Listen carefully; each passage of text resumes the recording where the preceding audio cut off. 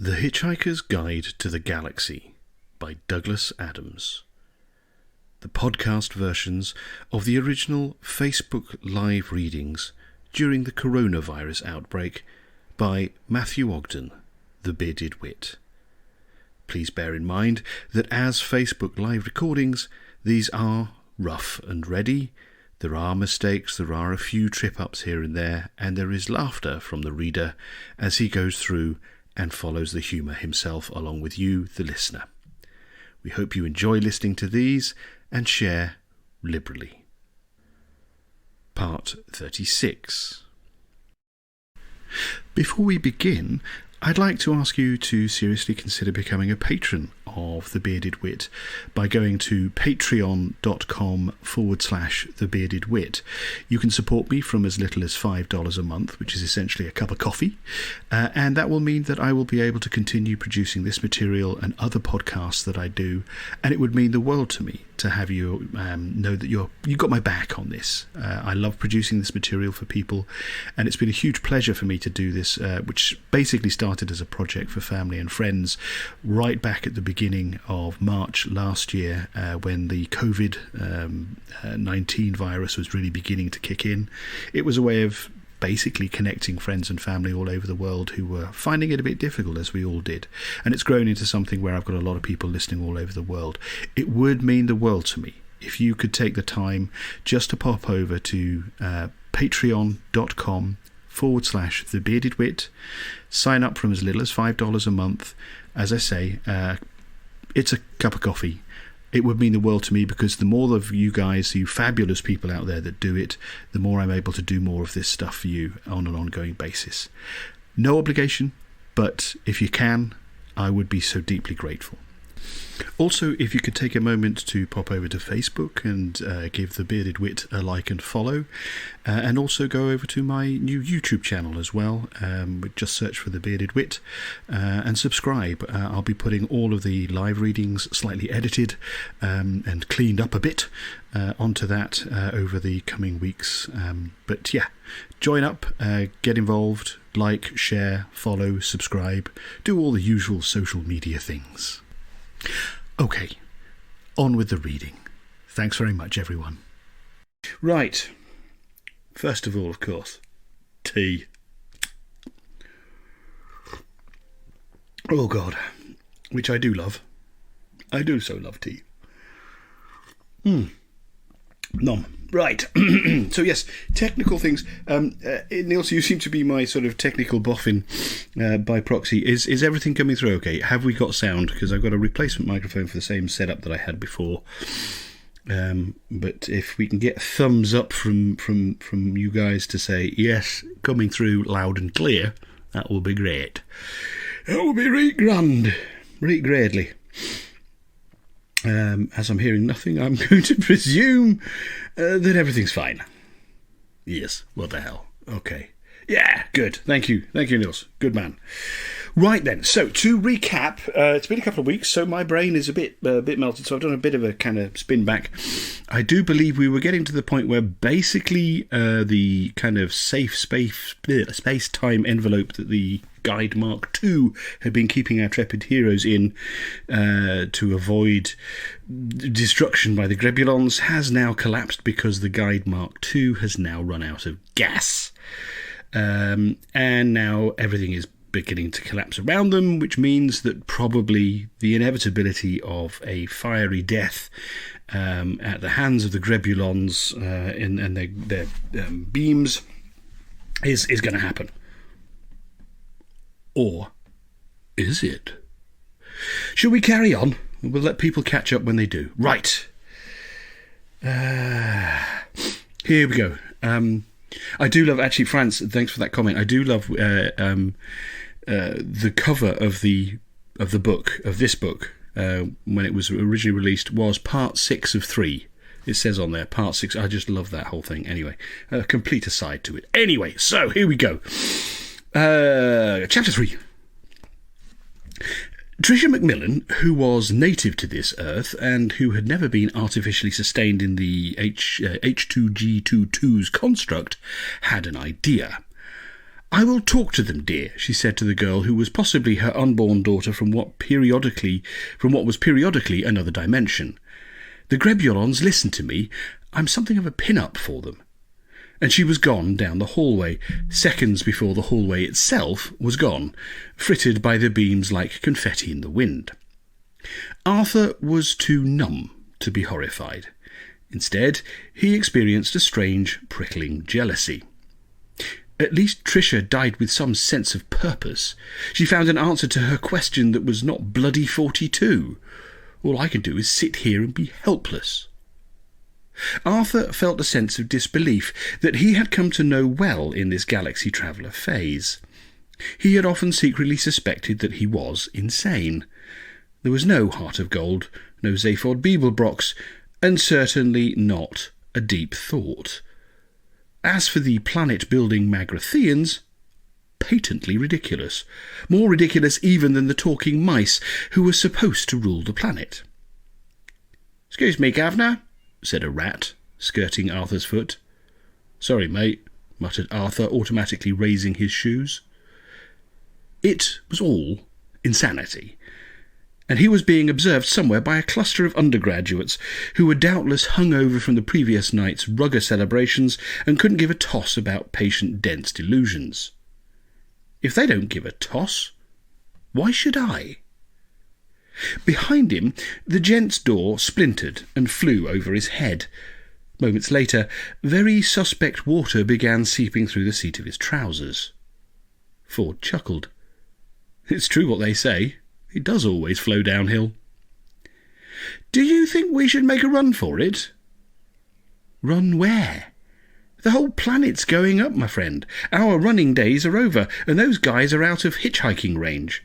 Ford rummaged in the satchel around his neck and pulled out what looked like a roll-up cigarette. He sighed happily. "I've been saving this." Arthur was delighted to have something to be interested in. "What's that?" Ford squinted at him. "That's more sarcasm, is it?" No, it's a genuine question born of ignorance." "Well, in that case, I'm happy to enlighten you, buddy. It's a cigarette." "Oh," Arthur felt his interest waning. "But not just any cigarette," continued Ford, holding the roll up as though it were the grail of the rather holy kind. "Has it got a wide-bore death ray inside it?" "Course not." "How about a matter transporter?" "You know, that would be useful, but no." "So it's just strands of tobacco wrapped in paper, then?" "Tobacco? Paper? Honestly, Arthur, you humans only use 10% of your brains, and you fill that fraction with tea-related information. This is a Phalian albino marshworm, deceased, obviously, spends its life absorbing hallucinogenic gas from the vents, then dies and turns stiffish."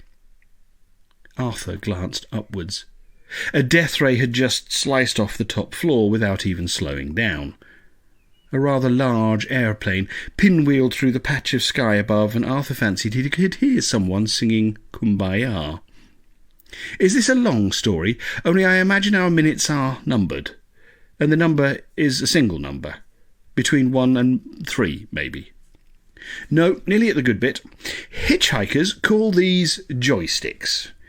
One puff and you feel blissfully happy. Love everybody. Forgive your enemies. All that sort of stuff. 2 puffs make you curious about just about everything, including the horrible death that's probably coming your way for you to have lit this baby in the first place. This is going to be great, you tell yourself. I am about to experience an energy shift to a new plane of existence. What will it be like? Will I make new friends? Do they have beer?" "Third puff?" asked Arthur, fulfilling his role in the storytelling partnership. Ford rummaged in his satchel for a light. "After the 3rd puff, your brain explodes and you feel a little peckish." "Here we go," said Ford, pulling out a plastic lighter with the legend, "The Domain of the King," in blinking lights on the shaft. 1 puff or 2? Arthur had never been much of a smoker. Whenever he tried a cigarette, he felt so guilty about what he was doing to the lungs his parents gave him that it made him feel quite ill. Once at a teenage party, Arthur did attempt to lounge about on the patio, toying with a silk-cut blue, but ended up throwing up on the hostess in an effort not to throw up on a chihuahua. He still shuddered at the memory and looked around to see if anyone from that party was pointing at him. Not for me, thanks. Dicky tummy. "OK, pal," said Ford, sparking the lighter. Blissful happiness, here I come." "I'll say so long now then, Ford. I wouldn't have missed a minute." "Really?" "No, not really. There were a few minutes I could have done without." The minute when Fenchurch disappeared, for example. Ford had taken a single puff from the joystick when a giant jelly cactus popped into existence in the centre of the lobby. It wobbled for a moment, and then turned into a huge, bloodshot eye. The eye cast itself wildly about the room, then rolled back and became a quartet of pom-pom squids, playing thousands of kazoos in perfect harmony. "Beautiful," said Ford, wiping a tear from his eye. "That makes me so... Oh, there aren't the words." The squids hit a high note and then disappeared in a flurry of rainbow-gilded bubbles, which popped musically to become a white spaceship. A glittering teardrop with a few celery-stalk fins. "The heart of gold," breathed Arthur. "You have got to be joking." Guide note. This spaceship was so essentially cool that one look at its brochure could skip a teenage male a couple of decades into the future, straight into the middle of his own midlife crisis. The Heart of Gold was powered by both conventional engines and the revolutionary infinite improbability drive, which allowed the ship to be everywhere at once until it decided where it wanted to be. Coincidences, déjà vu, and increased amounts of junk mail were all side effects of the Heart of Gold's unconventional drive field. Ford ground the tip of the joystick on the sole of his shoe, then popped the cigarette into his satchel. He jumped to his feet. "Let's go, Arthur. Don't look so surprised. The Earth gets destroyed and we get rescued by Zaphod.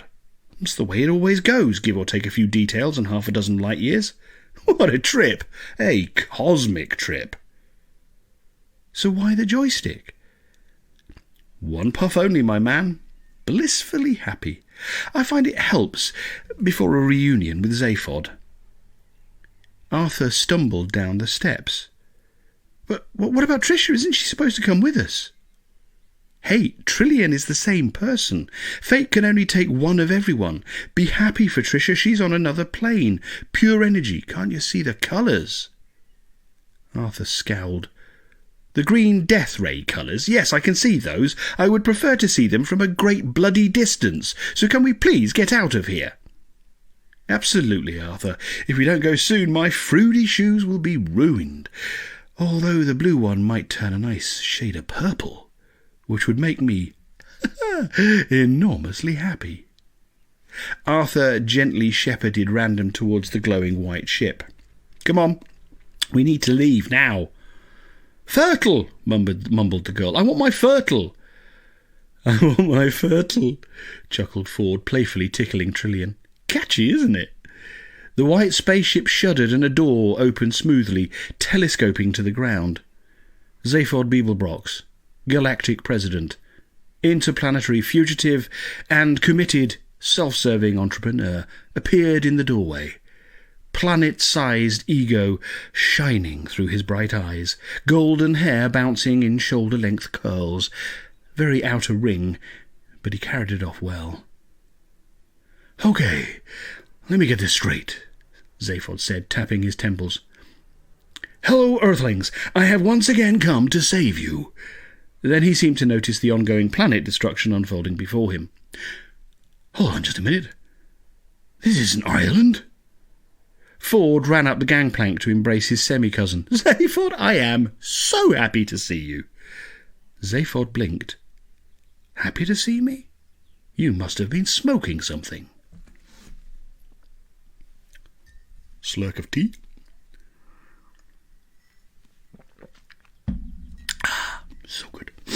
They piled into the Heart of Gold and zipped up to a couple of 100 feet, employing the ship's Dodge-O-Matic program to evade the death beams until the infinite improbability drive was powered up properly to blast them wherever it was they never expected to be.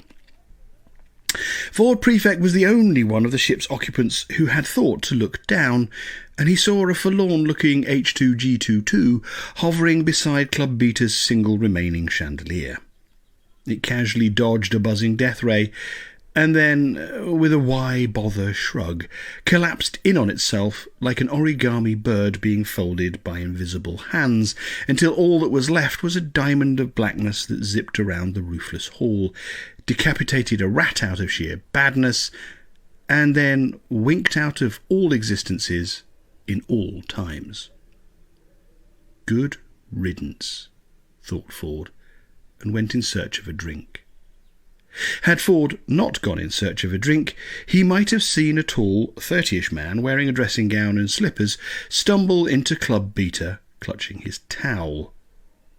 The man barely had time to glance skywards in confused wonderment before an emerald death ray blasted him and his ginger companion to atoms. Guide note: this was one of the many deaths of Arthur Dent. Now, that one Arthur Dent had managed to break the cosmic pattern and skip dimensions to be rescued. The pattern unravelled for the rest, and they were all picked off one, by improbable accidents hurriedly cobbled together by a ticked-off fate. One Arthur was electrocuted by malfunctioning headphones as he produced a local radio show discussing recent UFO sightings in the area. Cosmic black humour. A second Arthur woke up one morning convinced that he could fly, and no amount of persuasion could prevent him from scaling a radio tower and hurling himself off. A third was crushed by a bufferdozer. Bufferdozer? Or a bulldozer? What? OK, that has to be a spelling error. Anyway, a third was crushed by a bufferdozer or a bulldozer during a protest to save his house. The bufferdozer or bulldozer did not suffer any physical damage, but was traumatised by the event and went on to sue the council, specifically naming a certain Mr. Prosser in the suit. Prosser was subsequently given the axe. Yet another Arthur was drowned in a freak rainstorm, shortly after giving the two fingers to a truck driver who had cut him off on the motorway. The list is almost endless. Suffice it to say, without cataloguing every single one of the various deaths, misadventure or adventure, accidental or on purpose, occidental, dental, mental, rental, retail, fecal or decal, smothered by cling film, to name but a few, that only one Arthur Dent survived in any dimension after the final once-and-for-all, no tricky loophole destruction of Earth. The same is true of both Ford Prefect and Trillian, but not Random or Zaphod. They were sticking to their pan-dimensional roles well enough to earn gold stars. Related reading: Someone's Out to Get Me by Arthur Dent, 2803. He Believed He Could Fly by Mrs. A. Dent, 1107. The last remaining Arthur Dent sat in his usual place on the floor of the Heart of Gold's flight deck, bumping his head repeatedly on a familiar shelf, and yet he did not feel comforted. It may have been the green death rays flashing past the view screens, or it may have been that somewhere, deep in his primal essence, in the stardust that made up his atoms, Arthur realised that he was the last Arthur Dent in the universe. Truly alone in the magnitude of stuff. All Arthur could have verbalised was that he missed his towel and would have paid a large sum of money to have someone with soft bosoms hug him and tell him that things were going to be all right. Trillian and Random were pretty depressed by the whole destruction of their home planet thing too, and huddled together underneath the refrigerator. Ford Prefect, however, was positively ebullient, thanks to the single puff on his petrified worm.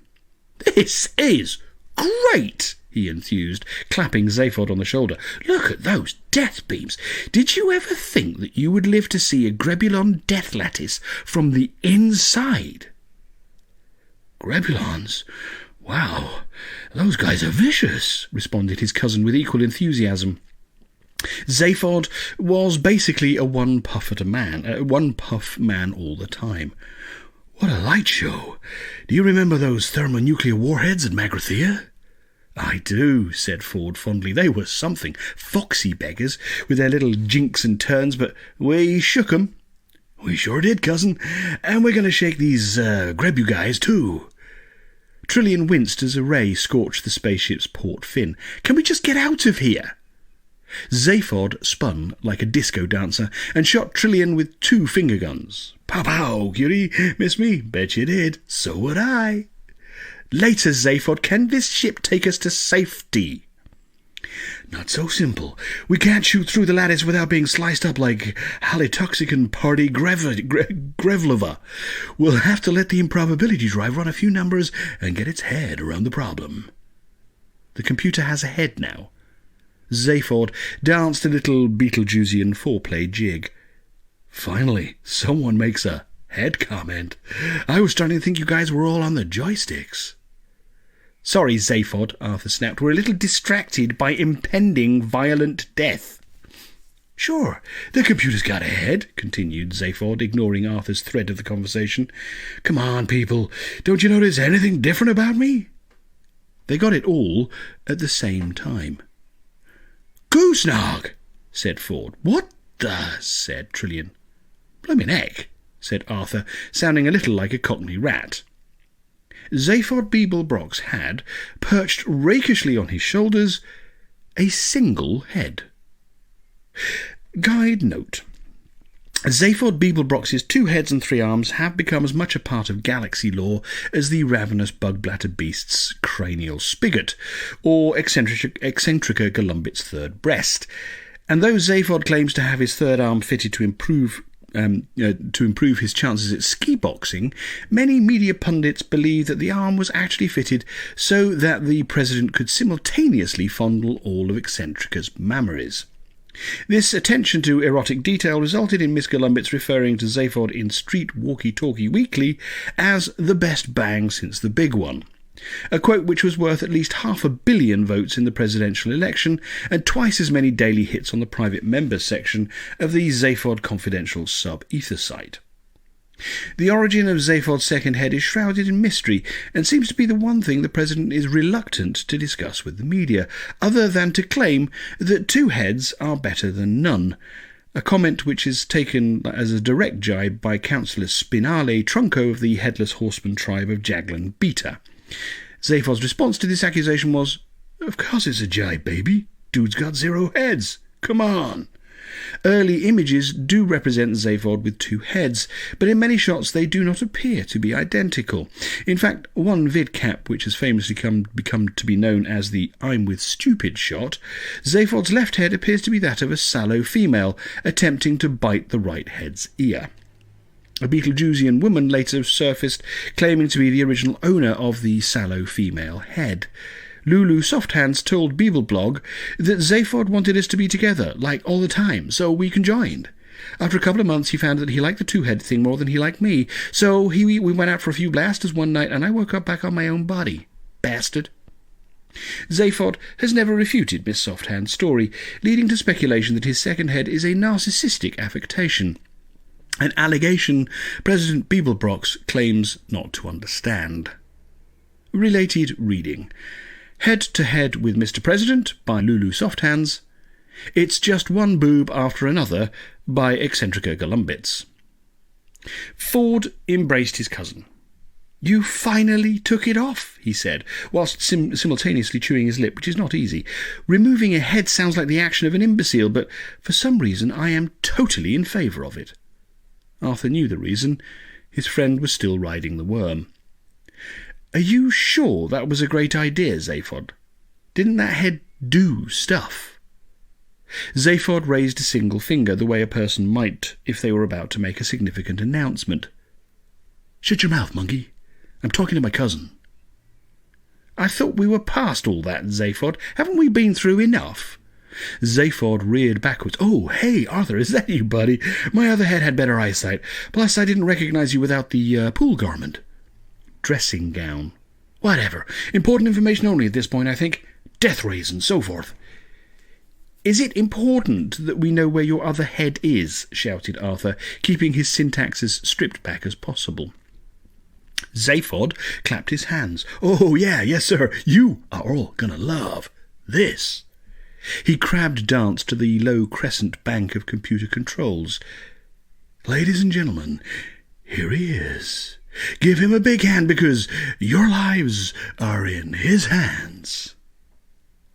"Death rays!" howled Arthur as the Dodge-O-Matic sent the ship into a tight pirouette. "Can we get on with it?" Ford cradles Arthur's cheeks in his palms. "Life is about moments, Arthur," he said seriously. "That's the secret. Moments are longer than you think. If you add up all the good moments, then, it's like ages." It really infuriated Arthur that there might be something in that reasoning. "Very well, Ford. Do you think it might be possible for the ladies to see Zaphod's other head?" "Don't patronize us," said Random. "Of course not, sweetie. Screw you." Zaphod stamped a silver boot heel. "Can we get back to my moment? The head, remember?" He tapped a short sequential code into the computer. "Not much of a code, is it?" commented Arthur. 1, 2, 3. Zaphod scowled at him. "Eyesight and numbers.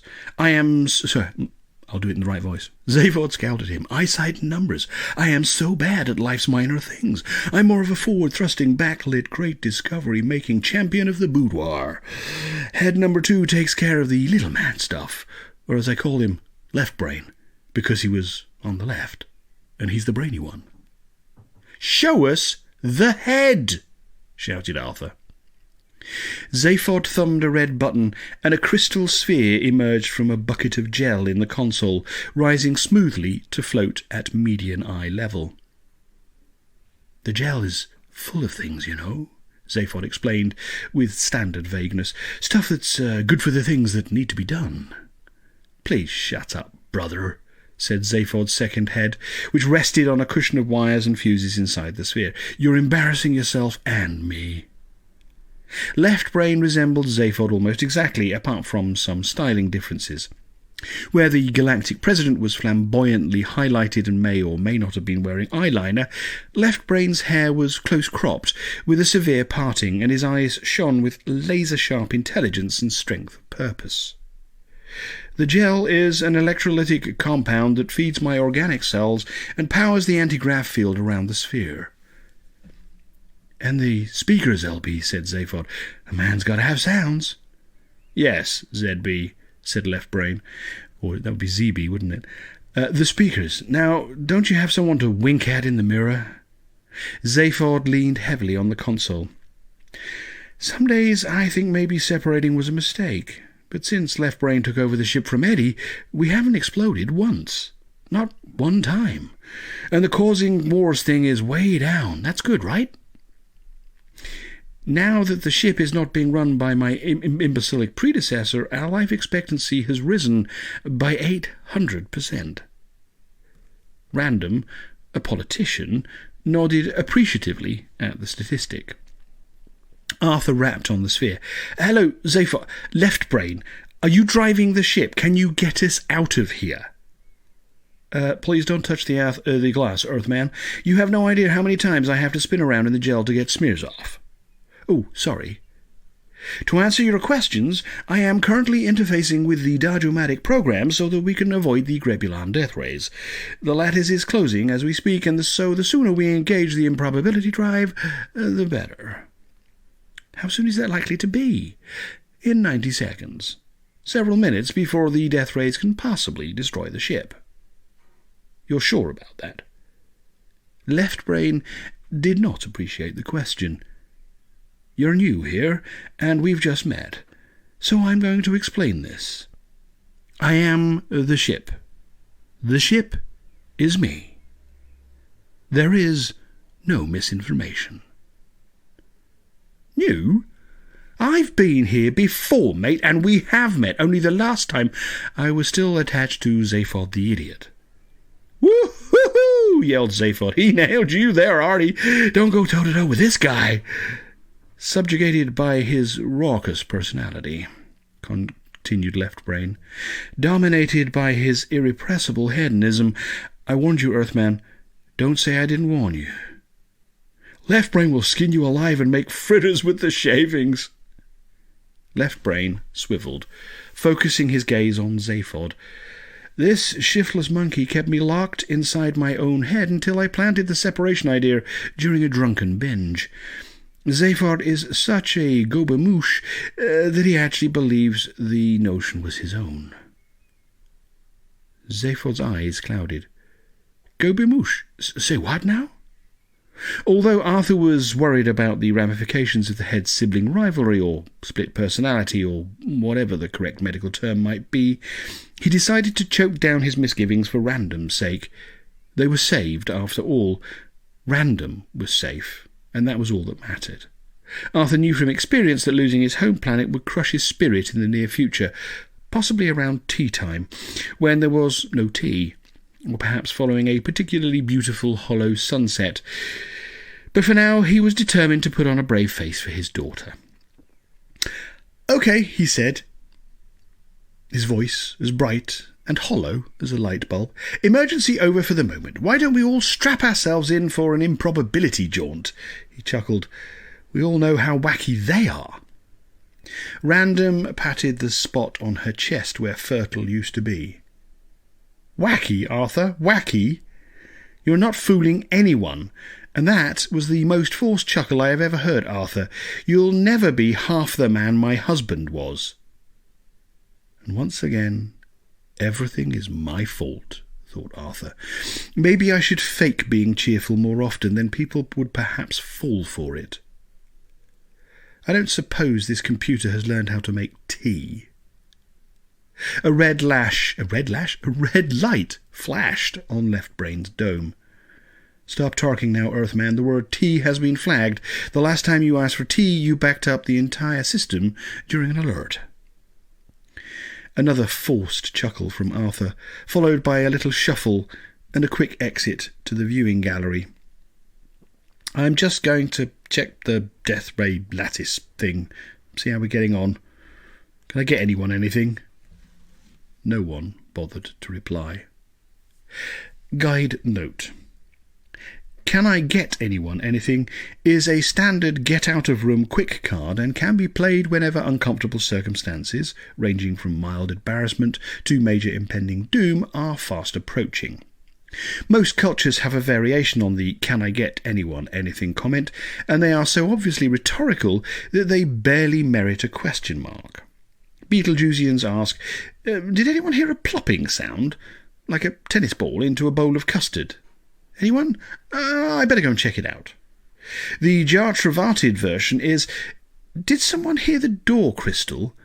I bet it's Poople. Late as usual. I better go and let him in before he fills his handkerchief."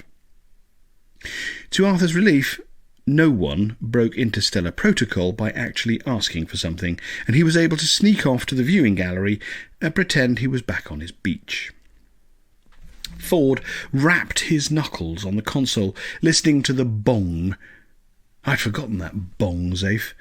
You know, noises and things. You forget about them and then experience them again and remember how important they are to you. And then you wonder where all the memories are, Then you wonder where all the memories were all the time that you weren't thinking about them. Zaphod had no trouble at all tuning into this wavelength. "I always thought my memories were across the hallway in head number 2, and if I needed them, head number 2 just beamed them across." Wow, that is like it, like the essence of what I'm trying to communicate. Did you guys look in each other's eyes, you know, when he was shooting the memories across? "Absolutely not," said Left Brain, bobbing a little in spite of his gyroscopic feed. "His theory is ridiculous. We both have a cortex." Ford danced around the sphere, cradling it like a crystal ball. "Yeah, but you have the big brain. You're the smart one hooked up to the infinite improbability drive." Left Brain could not contain a little satisfied smirk. "That is true. I control the drive. It's part of me now. I feel its every uncertainty."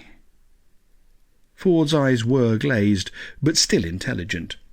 "So, explain to me how I was expecting you." Left brain froze in mid-glide. What? Yeah, that's right, smarty pantsless. I knew you guys would show up. That's ridiculous. How could you know? The odds that the only person in the universe who could rescue you would turn up at exactly when you needed him was 150 billion to 1 against. Acceptable odds for the drive. Ford begged to differ. Depends how you calculate, mate.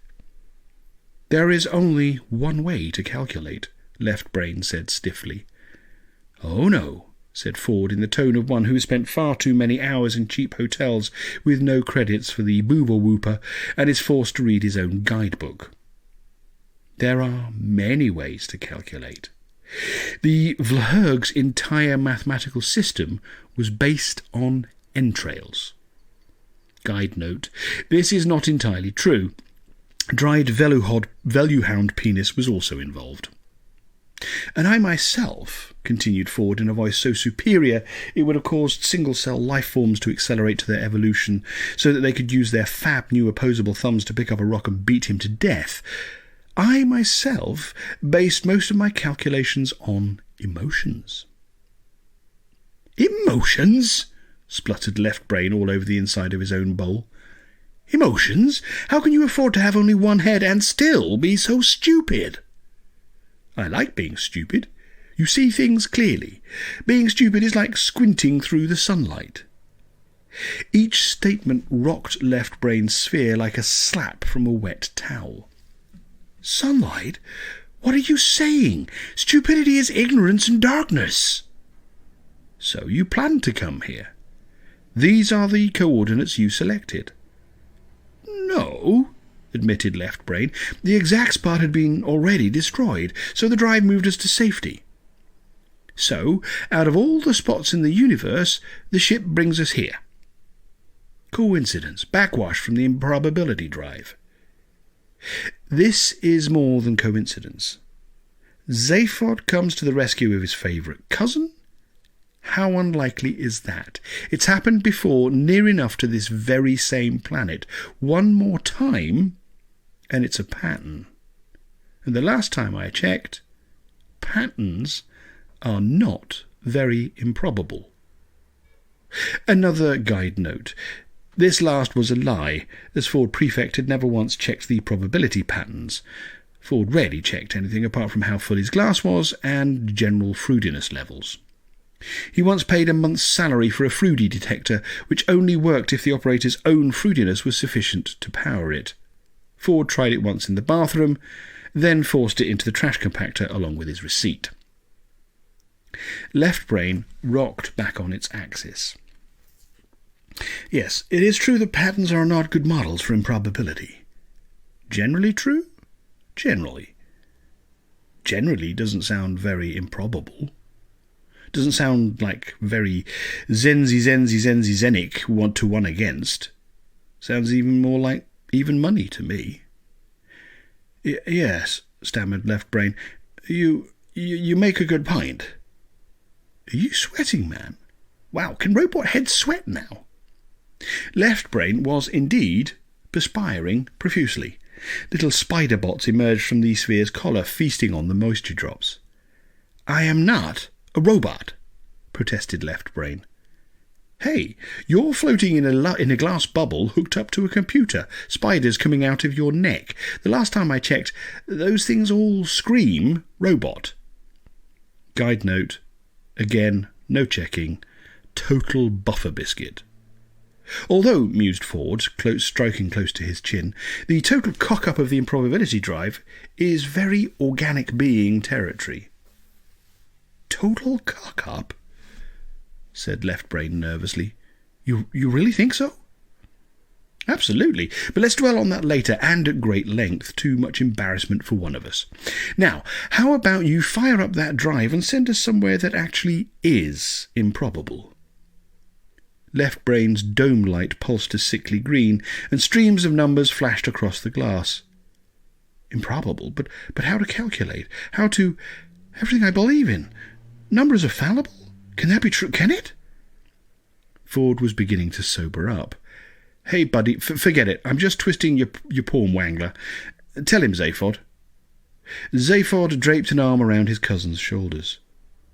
It's true, buddy. You've just been wrangled by the best. Ford here once made a Voondunian Grand High Friar attack him with incense sticks.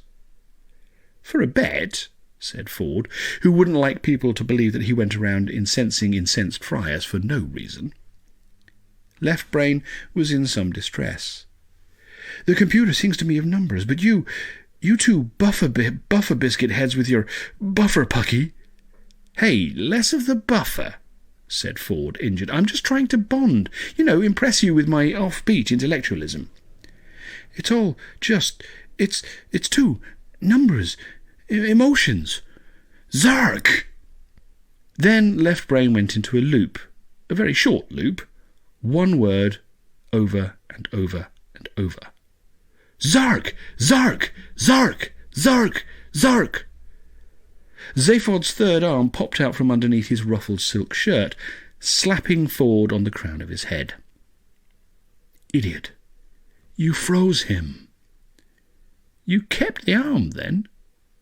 Zaphod tucked his spare hand across his chest into the left pocket of his spray-on trousers.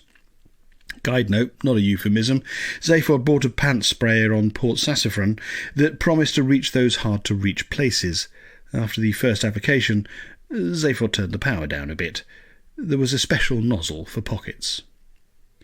I mostly use the third arm for ceremonial stuff. Stick a purple sleeve on and, hey presto, it's a sash. Ford flapped his lips, unimpressed by Left Brain. It didn't take much to freeze him. You should have waited for version 2.0. Trillian strapped herself into a luxurious tilto chair beside Random, who was sulking hard enough to feed a family of Syrafroles for 500 years. Why aren't we somewhere else, Zaphod? I can still see death rays. Zaphod betrayed his cousin with a thumb jerk. Ask Ford Imperfect. He froze the ship. Arthur chose this moment to stroll back onto the bridge. Froze the ship? Did you say froze the ship? Arthur's old memories were reasserting themselves by the second, and to his chagrin he found them not entirely dissimilar to the new ones. I miss being surprised, he realised. These days I go straight from calm to terrified. What is your problem, Ford? He asked. Are you wired somehow to screw things up?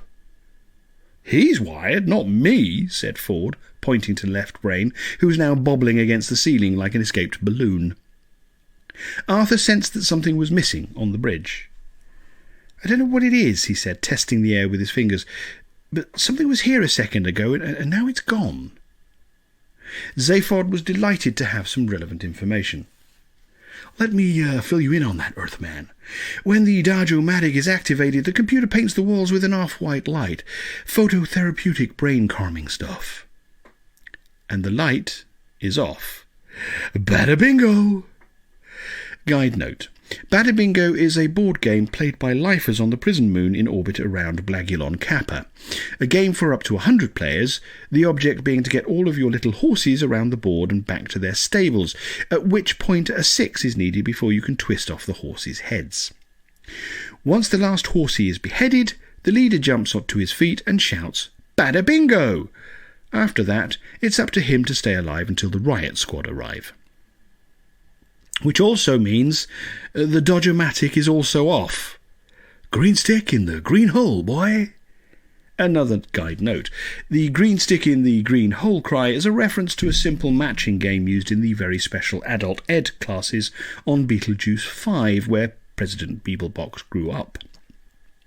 A Stritaraxian equivalent would be, you display inordinate pride for someone who has completed a task which could have been performed by a lesser primate in a shorter time.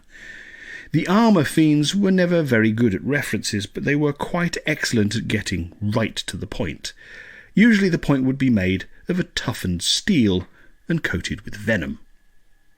Which means we can be diced into cubes by that death ray lattice thing, just like the entire planet.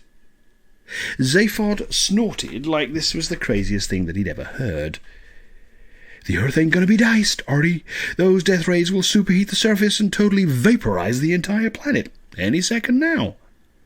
That's comforting. What about us? Oh, yeah, the Lattice has already figured out how to box us in.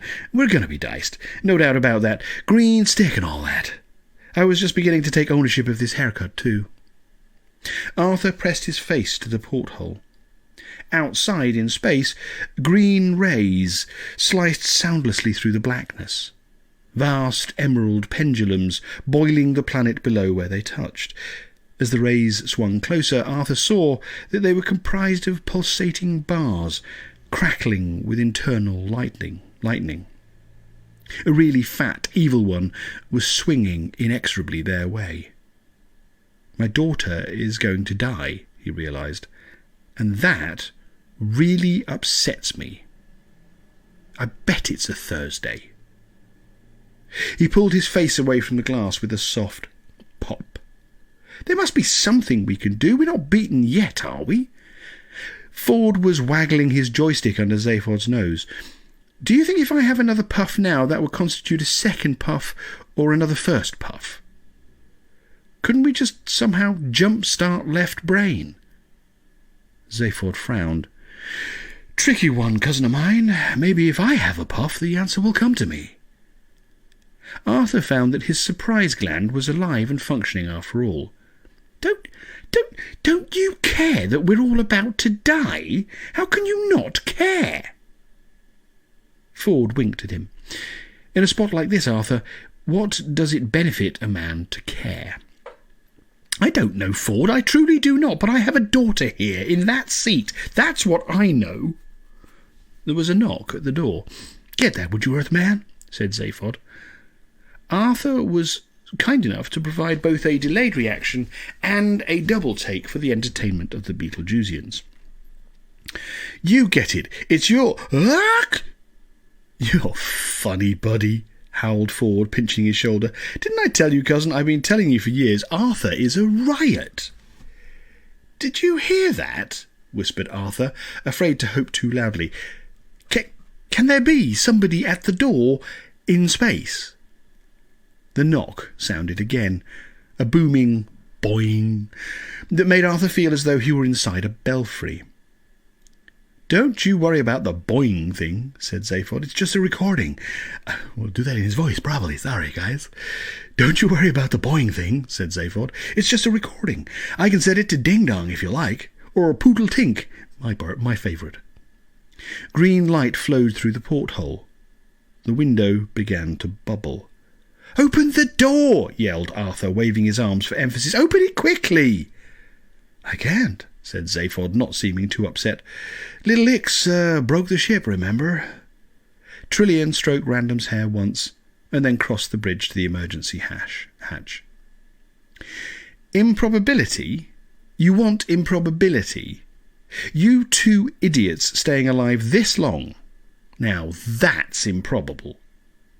She reached into what seemed to be a solid panel and pulled out a crank. Emergency manual handle, remember?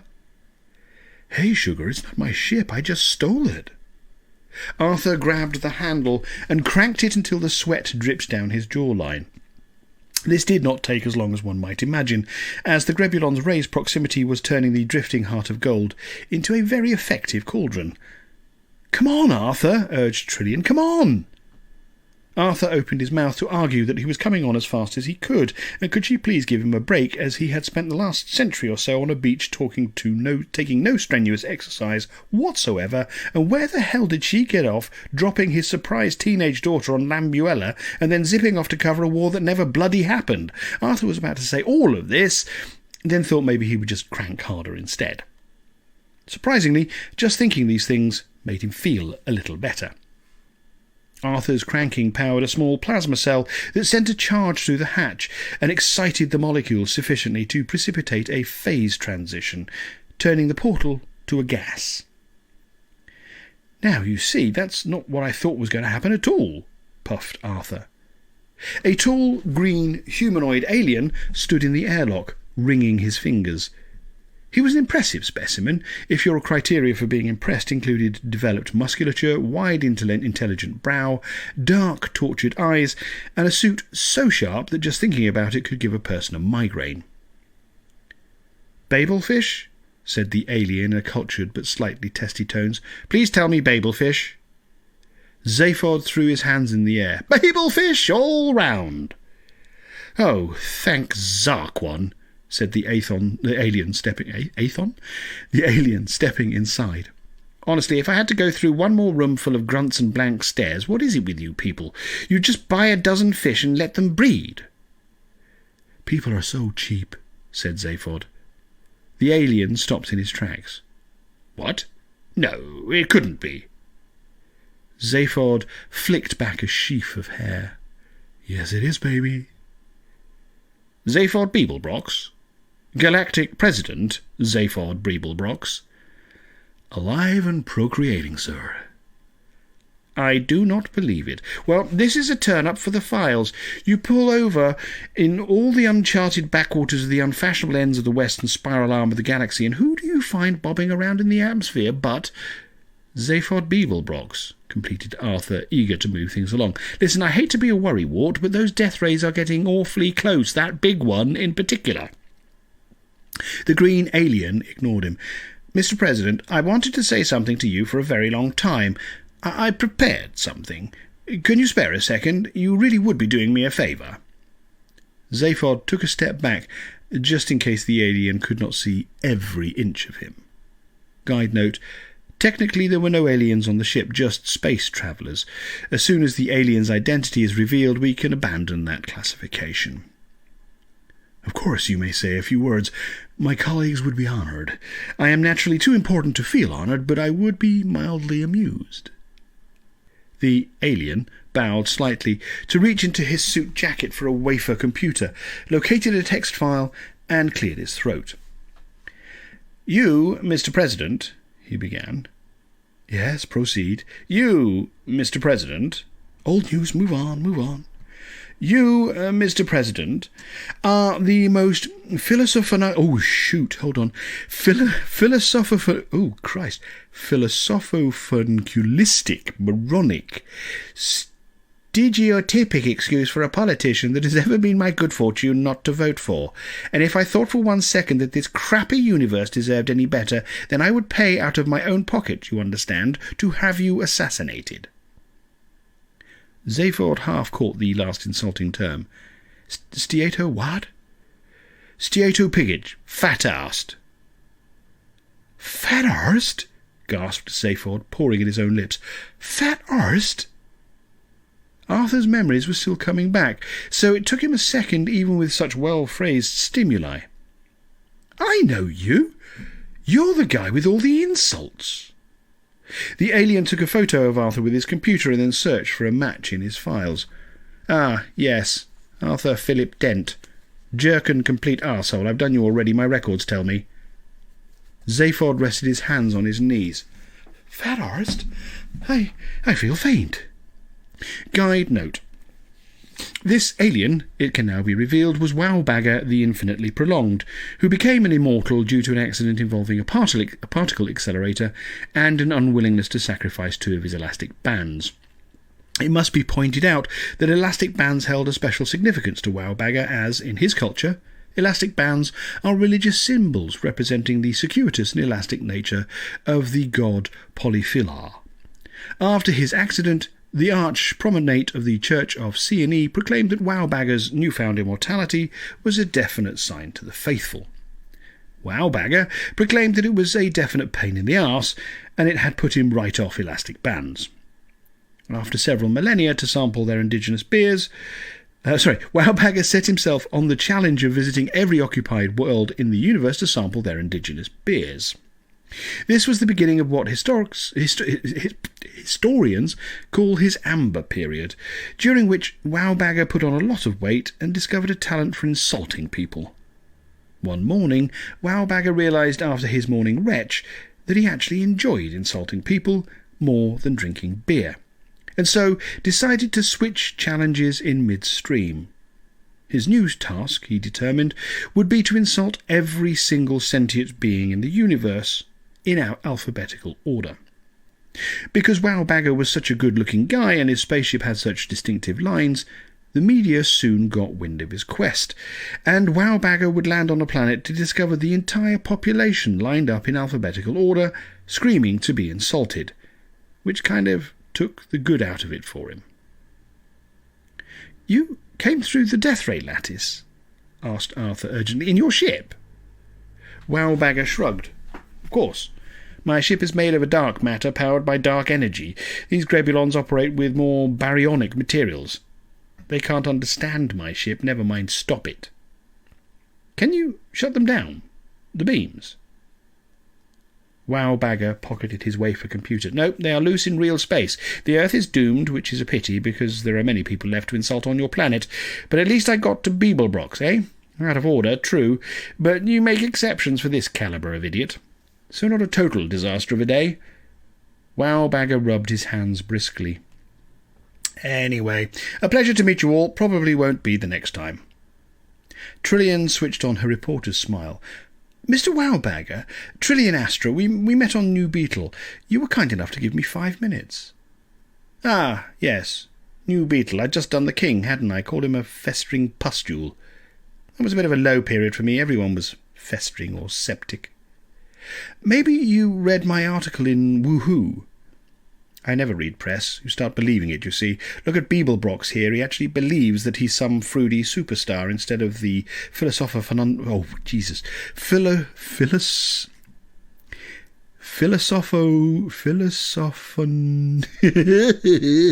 This is so difficult, this word. I hate Owen Colfer.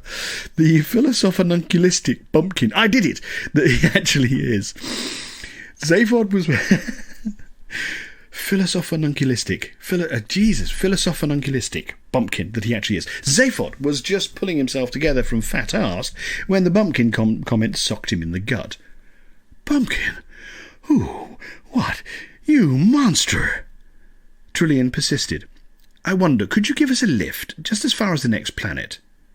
"Impossible," snapped Wowbagger. "I travel through dark space. Mortals are not supposed to see dark space. It affects them. We're prepared to take that risk. We wouldn't be any trouble." Wowbagger raised an eyebrow. "Beeblebrox wouldn't be any trouble? I doubt that. He's a fugitive from someone or other, isn't he?" Trillian hoisted Zaphod erect. "The President will behave himself. Won't you, Zaphod?" Zaphod mumbled something. "See, he said will do." "I thought he said kill you." Arthur bobbed in front of Zaphod, trying to catch his rolling eyes. "You didn't say that, mate, did you? No, because that would be insane, right? Threatening to kill the one person who could save our lives." Zaphod drew himself erect, breath growling deep in his throat. "He called me a fat-arsed bumpkin. I cannot allow him to live." "Oh, crap," said Ford. Wowbagger's mood shifted from polite boredom to impolite boredom. "Don't you think people have tried to kill me before? In my line of work, I attract enemies like a flaboose attracts lint." Random sobbed into her fists. "I keep track of my pursuers for my own amusement. Currently, I am being chased by over 100 bounty hunters, 16 government vessels, a few unmanned Smarto missiles, and half a dozen wannabe immortals who would love to eat my heart and steal my powers. If only it were that easy. I long for death. I crave it the way this idiot craves publicity. I have been alive long enough to realize that there is no such thing as perfect love. That is too long." "I could kill you," said Zaphod. "I've got some juice in this universe. I know people who know stuff. Did you ever go for a few rounds with the ravenous bug-bladder beast?" Wowbagger snorted. "That old bag of bolts. I hope you can do better than that." Arthur cupped his hands round his face and peered through the porthole. The beam was almost upon them now. Arthur thought that he could hear a whine of energy, though he knew that was impossible. "I can't possibly hear the screams of the dying either," he thought. Trillion, he called over his shoulder, I really think it would be rather a good thing if Zaphod stopped talking. Do we have any stun guns? Zaphod was only getting started. I can do better. Do you ever take a shot from a spider witch? I have, actually. I mix them into my cocktails. No adverse effects. What about a plasma axe? Those things will split your atoms for you. Not my atoms. I was hit with 4 of those so-called unshatterable axes by a band of Silastic mercenaries after I called one of their mothers a Hearst-toting morgue face. Guess what? They shattered. I know a guy who can give me 6 ounces of consolium. You hold that in your armpit for 5 minutes and the job is done, baby. Wowbagger was losing what modicum of interest he had in the conversation. Consolium is a myth. Beeblebrox, spare me your fatuous tale-spinning. I know guards, said Zaphod desperately. Other immortals. I bet they could cut you down to size. The death ray loomed huge now, causing the ship to vibrate, seeming to slice through space as it passed. Trillion, called Arthur. Please, Mr. Wowbagger. You know gods? Asked the green immortal, reluctantly intrigued. You're actually acquainted with real gods, Class A? I have Thor's address right here on my communicator. 1 word from me and you're hammered. Gods have tried to kill me before. How did that go? Oh, shut up, Beeblebrox. Never a major god, I'll bet, said Zaphod. Never a Class A. Wowbagger nodded thoughtfully. No, never a Class A. I've never had much time for those major supreme beings. Tosspots, every one of them. But surely a blow from Thor's legendary hammer Mjolnir would be enough to put my lights out. You can arrange this, Beeblebrox? I'm the only one who can. It's true, said Ford. Old Redbeard and Zaphod go way back. Arthur could see nothing but green. And so I lose my daughter again. How much heartbreak can one man bear? Wowbagger pressed a button on his wafer computer. You had better not be spiralling my sinkhole. Zaphod hooked a thumb into his sash, fake arm. This is no spoof. You called me a fat-ass bumpkin. This is a matter of honour. Wowbagger spoke tersely into his computer. Extend the shield, he said. A white glow crackled across the porthole, and the death ray passed harmlessly over them.